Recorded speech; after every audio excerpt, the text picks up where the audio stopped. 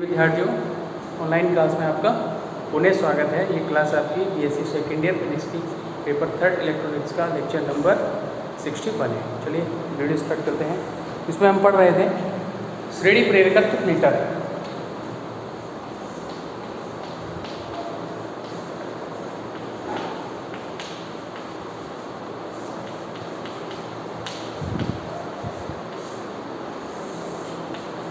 श्रेणी प्रेरकत्व फिल्टर, इसमें देखिए अर्धतरंग दिष्टकारी के लिए हमने कंप्लीट कर लिया था थ्योरेटिकल जो पार्ट था, और पूर्ण तरंग दिष्टकारी के लिए स्टार्ट हो गया था। ठीक है, उसमें हमने धनात्मक अर्धचक्र के लिए कुछ इंट्रोडक्शन लिख लिया था। इसी के आगे चलेंगे। ठीक है, इसके लिए लिखने क्या पूर्ण तरंग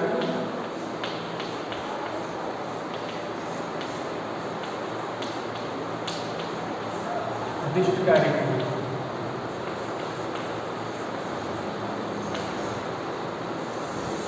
इसके लिए लेके चले। और इसमें भी पहला पॉइंट था धनात्मक अर्धचक्र के लिए, उसको हमने लिख दिया था। धनात्मक अर्धचक्र के लिए था यहाँ पर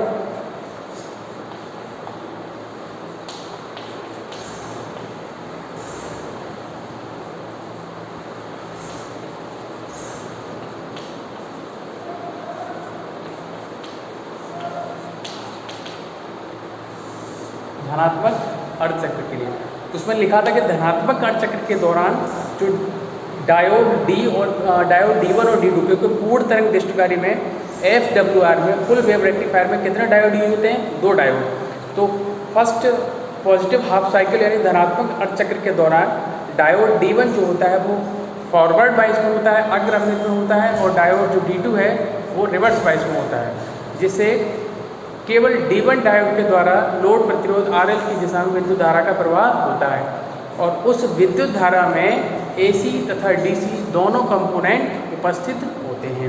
तो पहले AC कंपोनेंट के लिए हम देख के चलेंगे कि AC कंपोनेंट के लिए क्या प्रोसेस है, उसके बाद फिर DC कंपोनेंट के लिए। ठीक है, तो वो है उसमें हमने जो लाइनें लिखी थी, उसके बाद इसमें था AC भाग के लिए।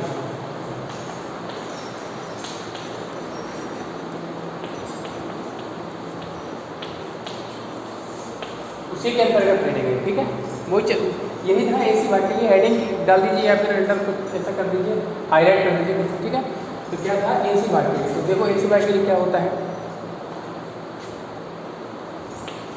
तो AC भाग के लिए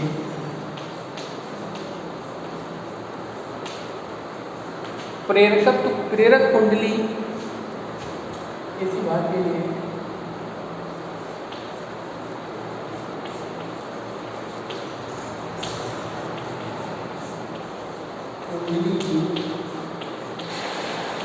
प्रेरण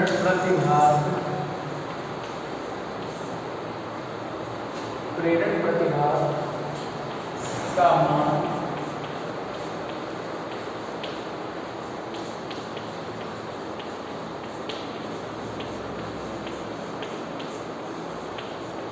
शून्य नहीं होता है। शून्य नहीं होगा ना, AC के लिए शून्य नहीं होगा। क्यों? क्योंकि AC की फ्रिक्वेंसी रहती है। ठीक है, किसके लिए 0 होता है? DC के लिए। पहले इसको देख लें, फिर DC के लिए देखेंगे तो वहाँ लिखते हैं मान शून्य होता है, जिससे लोड प्रतिरोध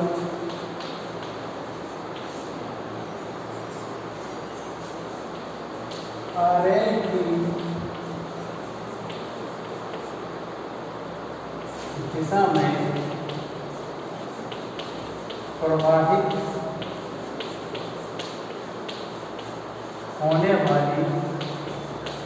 प्रवाहित होने वाली विद्युत धारा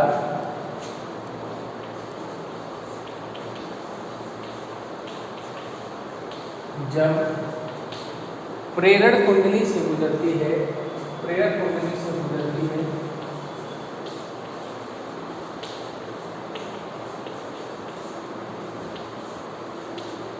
तब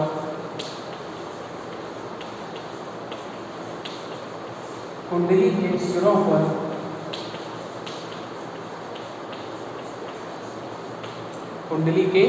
सिरों पर क्या होता है? AC वोल्टेज का विभव पतन होता है।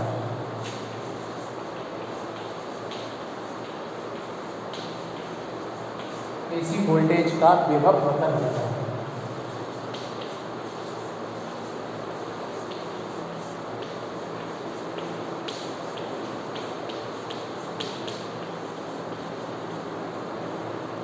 अर्थात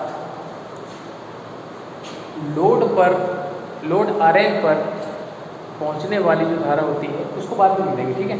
क्या हो जाता है, विभव पतन होता है, ठीक है। और उनका गुणा का मान क्या होता है, न्यूनतम होता है, ठीक है। तो इसको बाद में लिखेंगे, यहाँ पर लिखेंगे।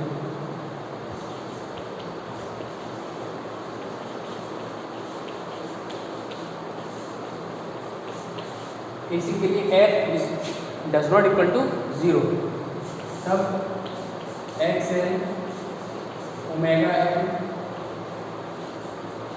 2 पाई FL या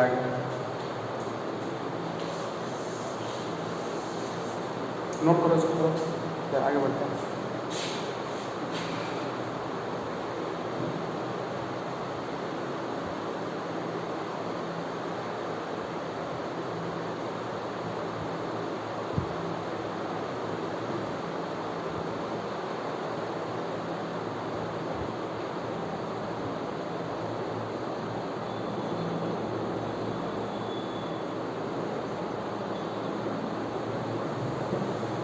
चलिए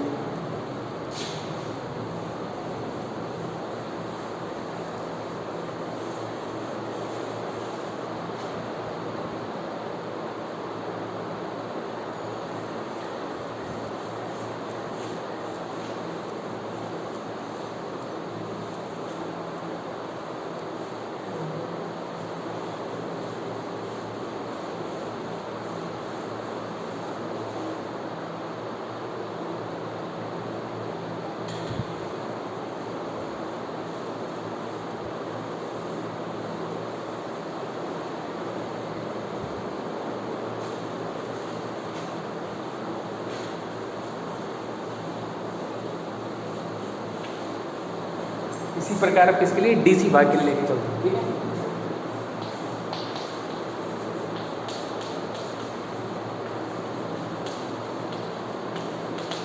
DC भाग के लिए क्या होगा, लोड RL की दिशा में प्रवाहित विद्युत धारा में जो DC भाग है जब प्रेरक कुंडली से गुजरता है तो चूंकि DC भाग की जो आवृत्ति है F का मान 0 होता है, ठीक है, तो उसका कोई प्रभाव उस पर नहीं पड़ेगा। ये चीज़ लिखनी, लिखिए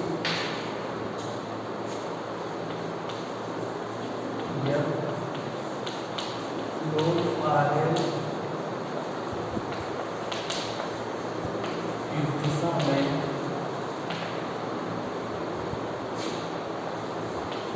प्रवाहित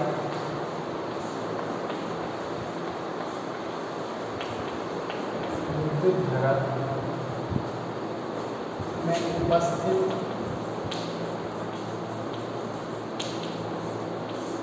में उपस्थित DC भाग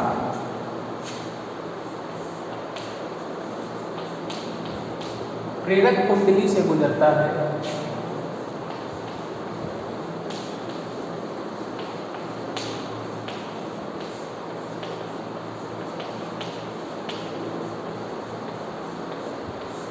प्रेरक कुंडली से गुजरता है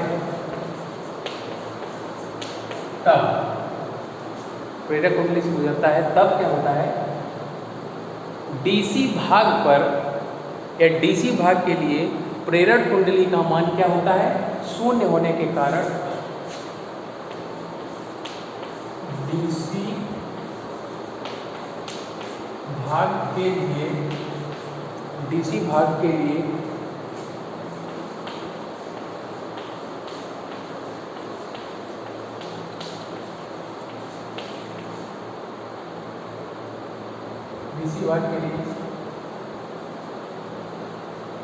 करेगा प्रेरक कुंडली से गुजरता है तब DC भाग के लिए प्रेरक कुंडली प्रेरकत्व लिखेगा, ठीक है, कुंडली का प्रेरण प्रतिभाग, इसको हटाओ।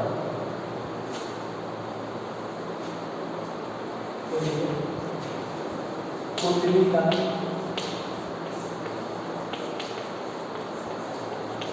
प्रेरण प्रतिभाग एक्स एल का मान शून्य होता है। कितना होता है? शून्य।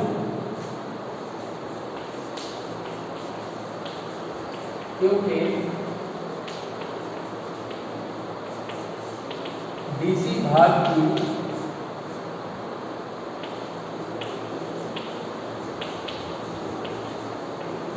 आवृत्ति एफ का मान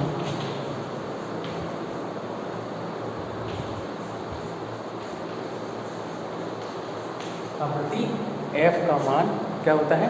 शून्य होता है।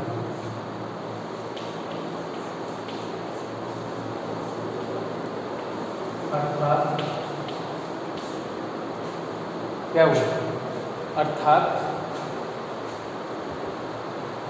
एफ बराबर 0, एक्स एल बराबर होता है ओमेगा एल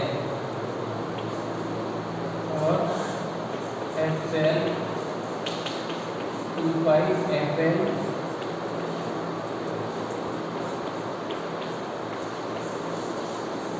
एक्स एल बराबर 0। नोट करो बराबर।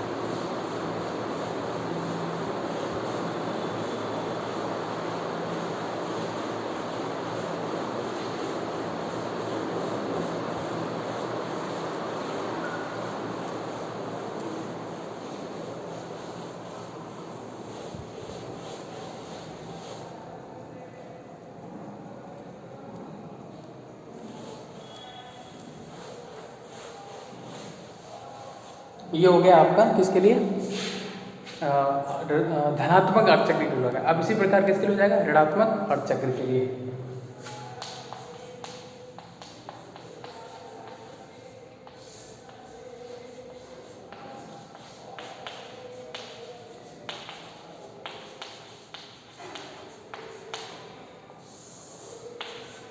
ऋणात्मक अर्धचक्र के लिए क्या होगा कि डायोड D1 और D2 क्या हो जाएगा? अपोजिट हो जाते हैं, यानी D1 चला जाएगा रिवर्स में और D2 हो जाएगा फॉरवर्ड। लिख लीजिए। इस चक्र के दौरान, इस अर्धचक्र के दौरान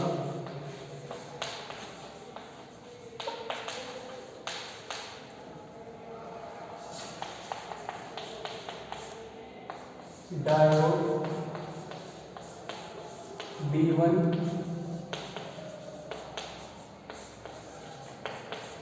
उत्क्रम अभिनति तथा डायोड D1 उत्क्रम अभिनति तथा डायोड D2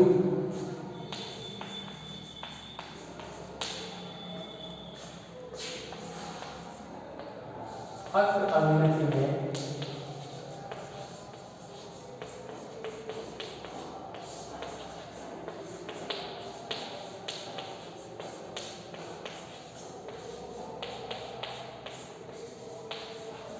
कार्य करता है, जिससे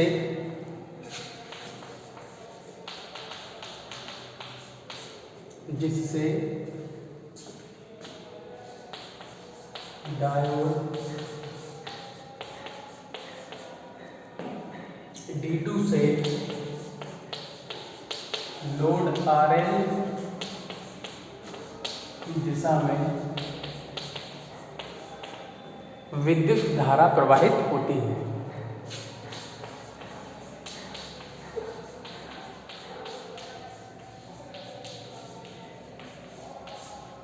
विद्युत धारा प्रवाहित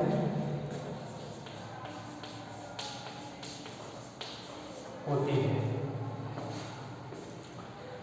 जिसमें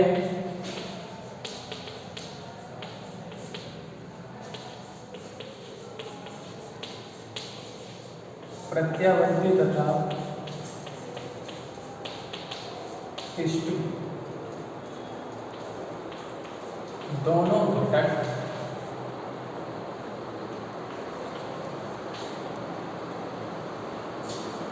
उपस्थित होते हैं।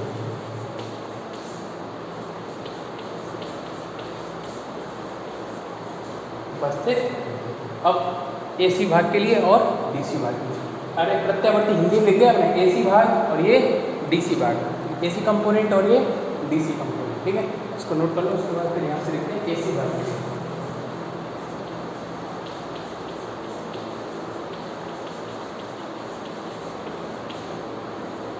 अब एसी भाग के लिए सेम थ्योरी रहेगी जो अभी इससे पहले हमने लिखी है, ठीक है, और ऐसी ही सेम थ्योरी किसके लिए रहेगी, डीसी भाग के लिए रहेगी। फटाफट इसको नोट करो, फिर आगे बढ़ते हैं।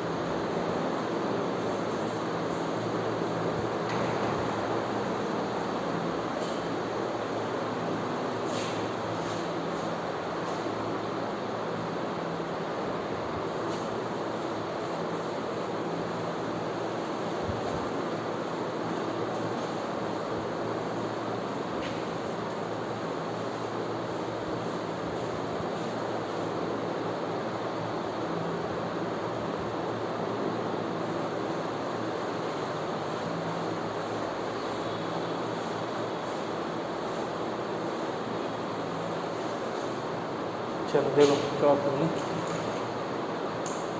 एसी भाग के लिए क्या होता है,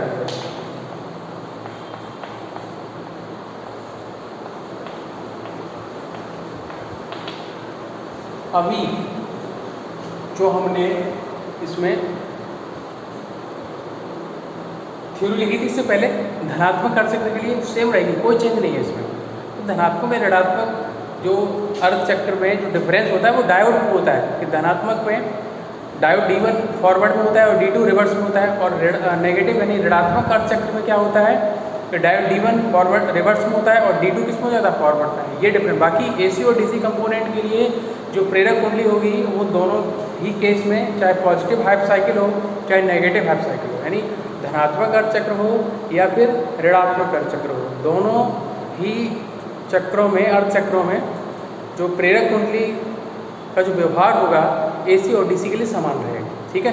तो यहाँ पर इसका जो थ्योरी है वो आप सेल्फ लिखेंगे, इसके बाद DC कंपोनेंट के लिए भी आप सेल्फ लिखेंगे, और लास्ट में ये जरूर लिख देना एक दो लाइन कि अतः स्पष्ट है कि प्रेरक कुंडली से गुजरने के बाद जो लोड प्रतिरोध RL पर धारा प्राप्त हो रही है डिस्ट धारा, उसमें प्रत्यावर्ती उच्चावचरण घटक यानी उर्मिका गुणांक कैसे होते हैं, कम होते हैं। क्यों? क्योंकि जो प्रेरक कुंडली क्या कर देती है, फिल्टर कर देती है AC भाग को, ठीक है। ये आपको इसमें जरूर लिखना रहेगा, ठीक है ना। अब मैं इसको क्या करता हूँ, इसको हटा के नेक्स्ट टॉपिक पे आता हूँ, ओके। चलिए दूसरा फिल्टर देखते हैं क्या है।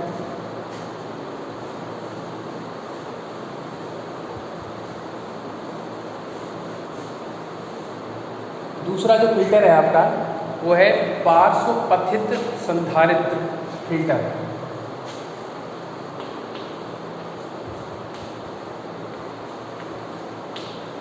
पार्श्व पथित संधारित्र फिल्टर। देखो जरा इसका डायग्राम देखो, पार्श्व पथित संधारित्र फिल्टर। इसका जो डायग्राम है उसको पहले देखते हैं, डायग्राम समझते हैं। Bypass capacitor filter. अच्छा, जिसके नाम से ही क्लियर है, क्या क्लियर है कि इसमें क्या आ रहा है, संधारित्र आ रहा है, कैपेसिटर आ रहा है, ठीक है। तो उसमें कैपेसिटर कर दो। सबसे पहले अर्धतंग डिस्ट कार्य के लिए इसकी जो क्या बनाते हैं, संरचना बनाते हैं, चित्र बनाते हैं, ठीक है। देखिए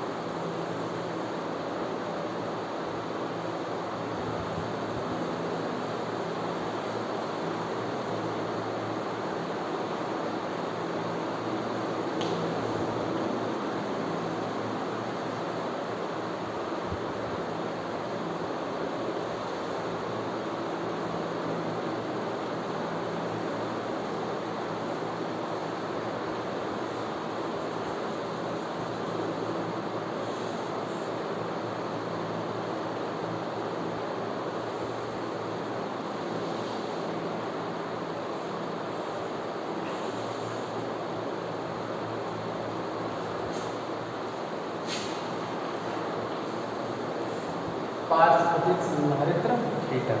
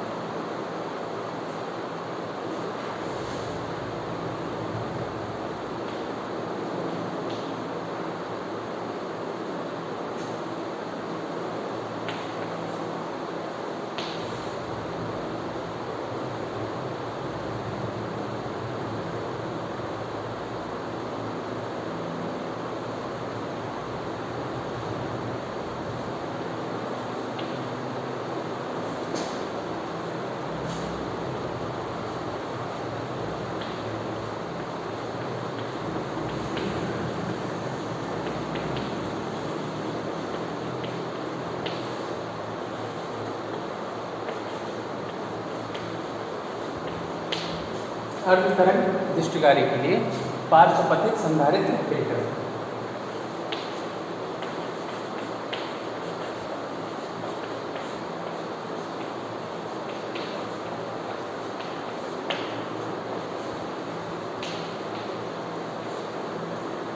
ये लगा है आपका संधारित्र समांतर के लिए, और ये लोड प्रतिरोध आ रहा है। बाकी इधर का पूरा पार्ट तो आपको पता ही है क्या है, ये अर्ध तरंग दृष्टिकारी। इसको बना लो डायग्राम में।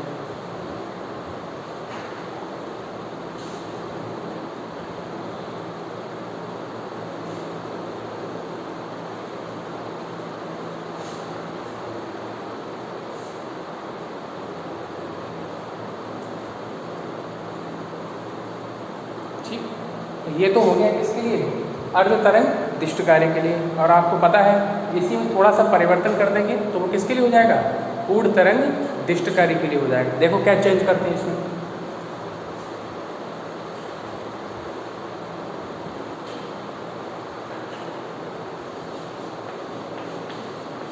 आपको दो अलग अलग डायग्राम बनाने हैं, जैसे उसमें बनाए आपने, इसमें श्रेणी प्रेरक फिल्टर में, और ये क्या है, पार्श्वपतित संधारित्र फिल्टर। ठीक है, और एक चीज यहाँ पर कर दो।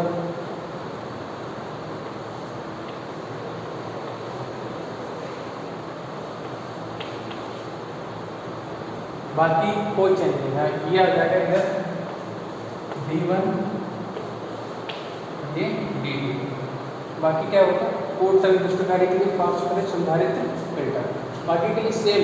ठीक है, और इसको उठा दो, इसको भी चेंज कर लोगे फिर मैं इसकी प्रोसेस समझिए। देखिए क्या है, ये तो आपको क्लियर हो गया कि AC के लिए F का मान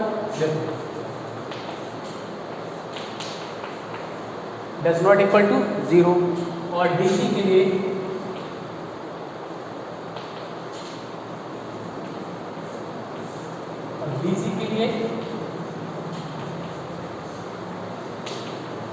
F का मान क्या होता है, 0 होता है। ठीक है, अब यहाँ पर संधारित्र है, तो अब यहाँ प्रेरक प्रतिघात नहीं होगा। संधारित्र का क्या होता है, धात्रीय प्रतिघात।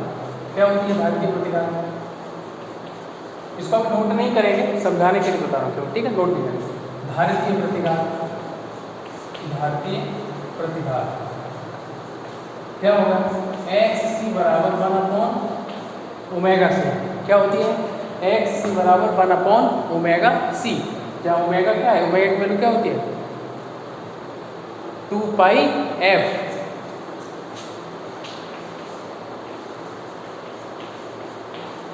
ये देखिए 2πfc। अब जरा यहाँ पर देखो, ठीक है, कि DC भाग के लिए इसको हटा देंगे, उसके बाद फिर आपको,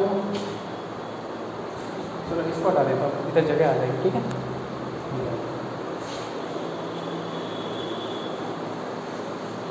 देखो अगर AC के लिए लेंगे, अब हम यहाँ पर वो चीज़ चेक कर रहे हैं कि AC ये जो धात्रीय प्रतिघात है, जो हमने संधारित्र लगाया है उसकी धात्रीय प्रतिघात होगी, तो ये धात्रीय प्रतिघात AC पर क्या इफेक्ट डालेगी और DC पर क्या प्रभाव डालेगी। तो AC के लिए क्या करो पहले, AC के लिए क्या हो जाएगा, XC बराबर यानी एक्स जी का कुछ ना कुछ मान रहेगा। इसके लिए AC के लिए। अब DC के लिए चेक कर लो।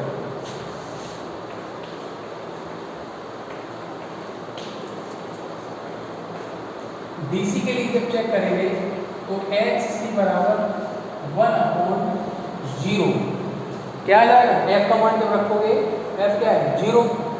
X बराबर क्या हो जाएगा? 1/0। 1/0 का मतलब क्या होता है? इनफाइनाइट। 1/0 की वैल्यू क्या होती है? इनफाइनाइट। अब यहाँ पर तेजी समझिए कि ये जो संधारित्र है और इसकी जो धारित्य प्रतिघात है वो AC को तो क्या AC के लिए क्या एक साधारण प्रतिरोध की तरह कार्य करेगी। कुछ उसका विभव पतन होगा और बाकी क्या होगी? पास हो जाएगी, चली जाएगी। लेकिन अगर DC भाग को आप देखेंगे तो DC भाग के लिए ये जो संधारित्र है, संधारित्र DC भाग संधारित्र को कभी क्रॉस नहीं कर पाएगा। कारण क्योंकि DC भाग के लिए जो धारितीय प्रतिघात निकल के आई है उसका मान कितना? अनंत। यानी प्रतिरोध क्या? अनंत है। और जब अनंत प्रतिरोध एक तरीके से होगा तो फिर आगे कुछ काम हो ही नहीं पाएगा, आगे पास आउट नहीं हो पाएगा। ठीक है, तो यहाँ ये जो संधारित्र है, यहाँ से जब धारा आएगी इधर तो यहाँ से AC तो इधर आ जाएगा नीचे, लेकिन इधर से इधर DC नहीं आ पाएगा। उसका कारण आपके सामने स्पष्ट है। क्यों? क्योंकि DC कंपोनेंट के लिए संधारित्र की जो धारितीय प्रतिघात होता है, धारितीय प्रतिघात होती है, उसका जो मान है वो अनंत होता है। ठीक है, उसको कभी पार नहीं कर पाएगा। और AC के लिए तो एक साधारण प्रतिरोध की तरह कार्य कर रही है। थोड़ा बहुत विभव प्रत्यावर्ती AC वोल्टेज का ड्रॉप होगा और बाकी क्या होगा? इधर हो जाएगा, बाईपास हो जाएगी। इसीलिए इसको क्या बोलते हैं? यहाँ से AC क्या हो जाती है? बाईपास। लेकिन जब यहाँ पर DC आएगी तो DC को ये जाने नहीं देगा इधर से इधर, DC इधर से इधर आएगी, जैसे इधर से इधर आने की कोशिश करेगी, लेकिन इस संधारित्र इसको नहीं आने देगा। केवल कौन क्या आ पाएगी इधर? AC बाईपास कर देगा, निकाल देगा और DC को वापस ये कहाँ भेज देगा? RL में भेज देगा। और यही हमको चाहिए होता है। तो DC हमको क्या चाहिए होती है? लोड प्रतिरोध RL पर। यहाँ उसने रोक लिया और बोला उसने इधर की इधर जाओ, इधर से इधर कहाँ? लोड प्रतिरोध RL पर हमको वापस क्या मिल जाती है? DC मिल जाती है। ठीक है, और AC का क्या हो जाता है? बाईपास। तो ये दोनों डायग्राम है आपके, और ये हमने हल्का सा समझा दिया। अब इसको हटा के जो इसकी संरचना है उसको लिख लें, उसके बाद थ्योरी वाला काम फिर से स्टार्ट है।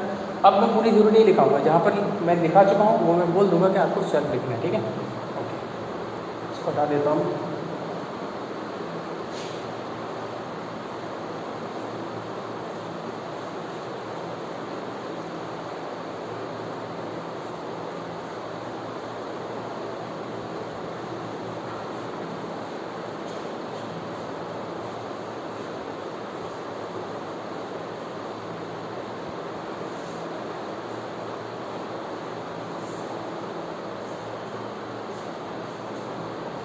चलिए देखिए, तो इसमें संरचना में देखो क्या लिखना रहेगा, लिखा दूंगा। हालांकि मैं कुछ चीज़ें जो लिखाने की वो मैं लिखाऊंगा। जैसे इसमें बाकी सारी अर्धतरंग और पूर्ण तरंग दृष्टिकारी के समान ही संरचना होती है, बस इसमें एक लोड प्रतिरोध RL के समांतर क्रम में एक संधारित्र C को समायोजित कर दिया जाता है। ठीक है, जिसकी धारितीय प्रतिघात क्या होती है? उच्च धारितीय प्रतिघात XC का एक संधारित्र समायोजित कर दिया जाता है। वही संधारित्र जो फिल्टर करता है ना AC और DC को, अब की बार AC को जाने देगा और DC को क्या कर देगा? रोक देगा, कहाँ भेज देगा? वापस लोड प्रतिरोध RL पर भेज देता है। ठीक है, तो ये प्रोसेस है। कल देखते हैं संरचना वगैरह कैसे क्या होती है। ठीक है, ओके।